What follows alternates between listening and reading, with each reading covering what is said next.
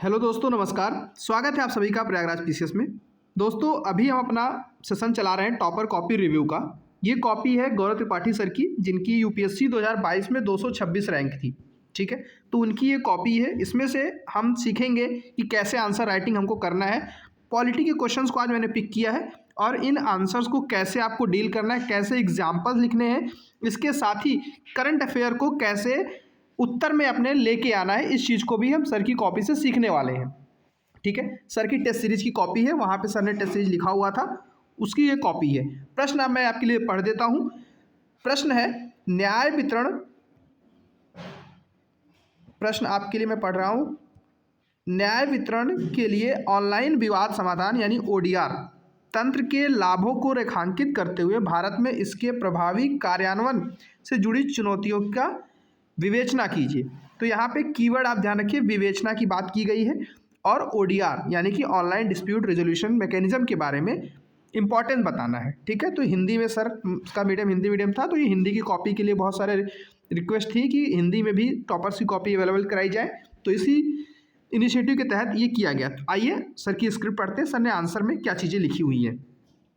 हाल ही में आरबीआई द्वारा डिजिटल भुगतान के मामलों के समाधान हेतु ऑनलाइन विवाद समाधान यानी ओडीआर का प्रयोग किया गया। ठीक है, तो करंट अफेयर का यहाँ पे रेफरेंस देके इंट्रोडक्शन शुरू किया गया। पॉलिटी के क्वेश्चन में आप ये कर सकते हैं, अगर गवर्नेंस का सवाल है तो अगर रिसेंट में उससे रिलेटेड कुछ काम हुआ है तो आप इंट्रोडक्शन में वो बता दीजिए। उसके बाद प्रश्न पूछा है कि इसका क्या लाभ है, जैसे आप देख सकते हैं लाभों को रेखांकित करना है, तो सीधे टू द पॉइंट पे आया गया। यहाँ पे लाभ लिख के बॉक्स बना दिया गया, पॉइंट फॉर्म में इसको समझाया गया। पहला क्या है, इससे आता है लागत वहनीयता, यानी निःशुल्क न्याय का जो सिद्धांत है अनुच्छेद 39A में बताया गया है, उसकी पूर्ति होती है। पहला पॉइंट संविधान से। दूसरा पॉइंट है न्यायालय तक पहुंच में वृद्धि होती है। ठीक है, जैसे टेली लॉ कार्यक्रम है, उसके द्वारा दूर दराज इलाकों तक पहुंच इंश्योर की जाती है।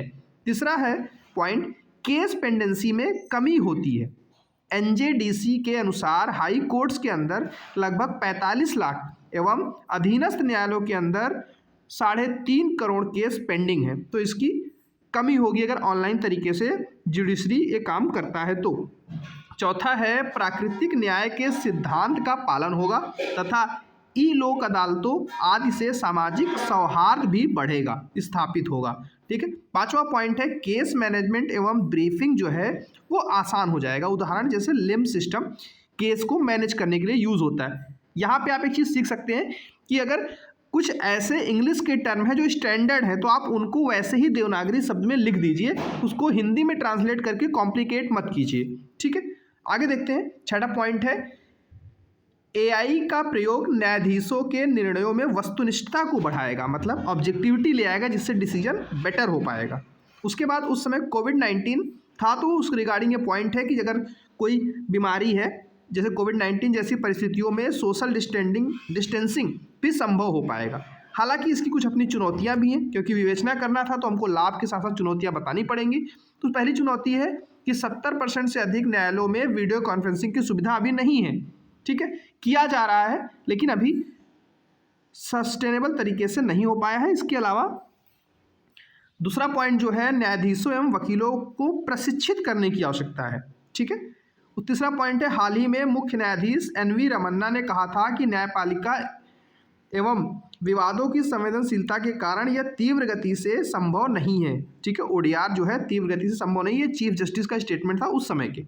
ठीक है, उसके बाद अगला पॉइंट था जो ग्रामीण क्षेत्रों में कनेक्टिविटी का मुद्दा है वो भी है, क्योंकि मात्र 34% ग्रामीण क्षेत्रों तक ही नेट की पहुंच हो पाई है। उसके बाद मुद्दा है फंड, फंक्शन एवं फंक्शनरीज का, जिसे 3F मुद्दा कहा जाता है। इस कीवर्ड्स को भी आपने उत्तर में जरूर लाने का प्रयास करें। इस संदर्भ में ई लोक अदालतों एवं कॉमन सर्विस सेंटरों का प्रयोग किया जा सकता है, ये कंक्लूजन है। तो इस उत्तर से आप सीख सकते हैं कि कैसे पॉलिटी एवं गवर्नेंस के आंसर आपको लिखने हैं। इसकी PDF अगर आपको चाहिए तो आप टेलीग्राम चैनल पे जुड़ जाइएगा, चैनल पे विजिट करके वहाँ से आप जुड़ सकते हैं, उसके बाद ये PDF आपको वहाँ पे मिल जाएगी। आज के इस वीडियो में हम 2 क्वेश्चन डिस्कस करने वाले हैं। जैसा कि लोगों ने कहा भी है कि आप वीडियो को इतना रखिए कि अगर 2 जुड़े हुए कॉन्सेप्ट हैं तो एक साथ कवर हो जाए। तो पॉलिटी का दूसरा क्वेश्चन आपके सामने है। सर ने इस क्वेश्चन सर की कॉपी ही है, इसमें सर की कॉपी काफ़ी अच्छी है, कंटेंट एग्जाम्पल बहुत बेहतरीन है, इसलिए मैं पूरी कॉपी कवर कर रहा हूँ। 2-2 क्वेश्चन के माध्यम से आपको कम से कम ये 20 क्वेश्चन होंगे इसके अंदर। तो छोटी वीडियो के 10 पार्ट आपको मिल जाएंगे, जिससे आपको काफ़ी कुछ सीखने को मिलेगा। डाइवर्सिटी के साथ इस टॉपिक को कवर किया गया है, ठीक है। तो पूरी वीडियो जरूर देखिए, पूरी प्लेलिस्ट में जाके देखिएगा, जिससे आपको काफ़ी कुछ सीखने को मिलेगा। अगर आप सेल्फ स्टडी कर रहे हैं तो बेटर है, अदरवाइज टॉपर कॉपी से हमेशा रिव्यू करते रहना चाहिए, उनकी कॉपी से सीखते रहना चाहिए, क्योंकि ऑलरेडी उन्होंने अचीव कर लिया जो एग्जाम आप एस्पायर कर रहे हैं। आइए दूसरा प्रश्न देखते हैं।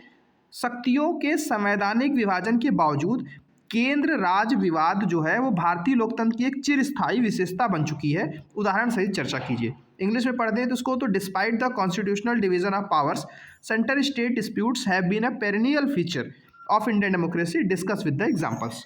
ठीक है, तो यहाँ पे देखिए, ये प्रश्न सर ने शुरू किया, इसका उत्तर लेखन कॉन्स्टिट्यूशन के भाग से, पार्ट से शुरुआत किया। तो संविधान के भाग 12-13 में तथा अनुसूची 7 के तहत केंद्र एवं राज्यों के बीच प्रशासनिक एवं वित्तीय शक्तियों का स्पष्ट विभाजन किया गया है। तो ये चीज़ बता दिया है कि संविधान में क्या स्थिति है। हालांकि निम्न कारणों से केंद्र एवं राज्य के बीच विवाद बना हुआ है। क्या पहला कारण है? संसद द्वारा कलरेबल विधायन का प्रयोग, मुख्यतः कृषि एवं आधार कानूनों में राज्यसभा को बाईपास कर दिया गया था। ठीक है, तो पहला पॉइंट। दूसरा है, राज्यपाल का पद हमेशा विवादित रहता है, जैसे राज्यों में संवैधानिक आपातकाल एवं संवैधानिक विवेकाधिकारों के प्रयोग का मुद्दा हमेशा प्रकाश में रहता है। तीसरा पॉइंट है, राज्यों द्वारा अधिक स्वायत्तता की मांग, जैसे तमिलनाडु द्वारा वित्तीय स्वायत्तता की मांग करना, केरल द्वारा नागरिक संशोधन कानून के विरोध में प्रस्ताव पारित करना। ये सभी एग्जाम्पल हैं कि कहीं न कहीं स्टेट और केंद्र के बीच में अभी भी विरोध की स्थिति है। चौथा पॉइंट है, वित्तीय गतिरोध। वित्तीय गतिरोध के तहत पहला पॉइंट आप देखिए, जीएसटी क्षतिपूर्ति हेतु हमेशा टसल रहता है। वहीं पे केंद्र द्वारा उपकरों एवं अधिभारों का प्रयोग के द्वारा झगड़ा होता रहता है।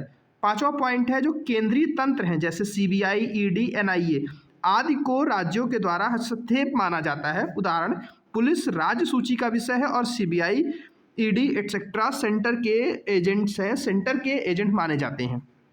इसके समाधान के क्या उपाय हो सकते हैं? तो पहला, जो मौजूदा तंत्र है उसके तहत अनुच्छेद 131 के तहत सुप्रीम कोर्ट के पास अनन्य शक्ति है, ठीक है, तो उसका प्रयोग किया जा सकता है। दूसरा है, अंतर्राज्यीय परिषदों एवं जीएसटी काउंसिल का प्रयोग करके इस मुद्दे को सुलझाया जा सकता है।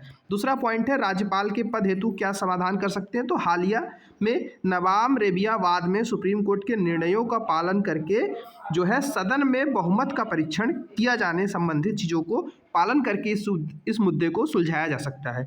वहीं पे तीसरा पॉइंट सॉल्यूशन है, सरकारीय एवं पूंजी आयोग के जो अनुसार राज्यपाल की नियुक्ति मुख्यमंत्री की सलाह पर ही की जाए, इससे भी विवाद सुलझेगा। और लास्ट में जो कंक्लूजन बेहतरीन तरीके से बताया गया कि एक स्वस्थ लोकतंत्र में विवाद एवं असहमति अनिवार्य विशेषता है, हालांकि मूल उद्देश्य नागरिक केंद्रित प्रशासन होना चाहिए। तो यहाँ पे गवर्नेंस के पॉइंट ऑफ व्यू को इंक्लूड करते हुए फिलोसफिकल एक कंक्लूजन सर ने यहाँ पे दे दिया है। ठीक है, तो इस तरह से हमने 2 क्वेश्चन डिस्कस किए। वीडियो बहुत ज़्यादा लंबी ना हो, हमारा ये पर्पज़ है और आपको कुछ ना कुछ सीखने को मिले इन आंसर से, इसलिए ये चीज़ किया जा रहा है। उसके बाद नेक्स्ट वीडियो में आपको मैं बता देता हूँ कौन से प्रश्न हैं जिनको हम डिस्कस करने वाले हैं। पीडीएफ आपको मिल जाएगी। ये भी क्वेश्चन गवर्नेंस का है।